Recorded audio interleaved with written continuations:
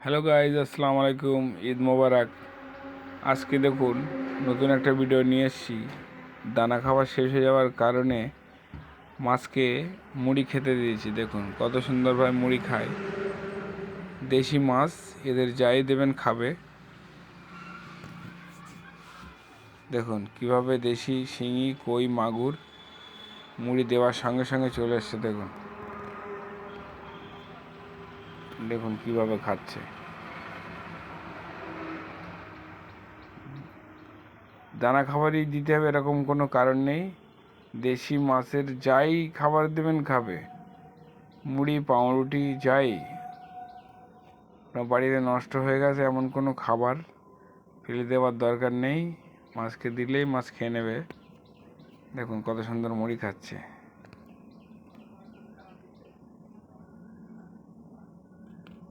দেখুন সাইজ দেখুন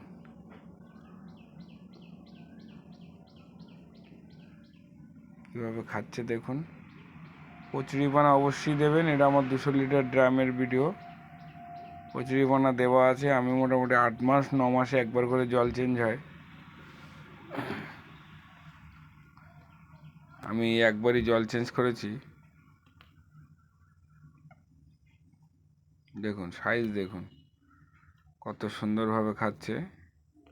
অনেকটাই মুড়ি খেয়ে নিয়েছে।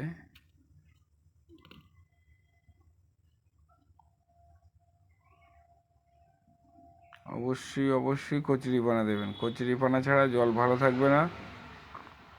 কচুরিপানা অবশ্যই দিতে হবে। যে কোনো কচুরিপানা দিতে পারেন। ভিডিওটা ভালো লাগলে শেয়ার করবেন, লাইক করবেন, কমেন্ট করবেন।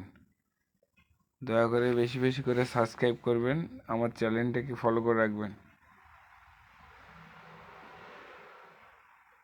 দেখুন অল্প কিছু মুড়ি এখনো পড়ে আছে।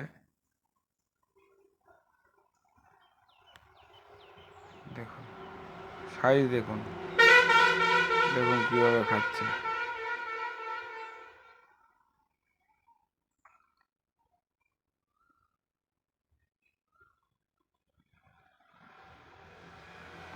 একদম সহজ, বাড়িতে আপনারাও করতে পারবেন যদি আমার চ্যানেলটা ফলো করেন। আমি কিভাবে কি করছি টোটাল ভিডিও দেওয়া আছে। দেখুন সাইজ দেখুন, শিঙি মাছের সাইজটা দেখুন কত বড়।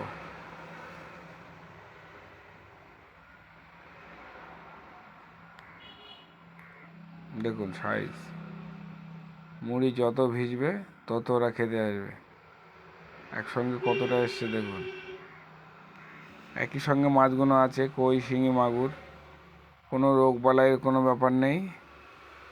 আলাদা আলাদা রাখারও দরকার নেই, একই সঙ্গে রাখবেন। এরা পুকুরেও একই সঙ্গে থাকে। ভিডিওটা সম্পূর্ণ দেখার জন্য ধন্যবাদ। খোদা হাফেজ। সাবস্ক্রাইব করবেন, লাইক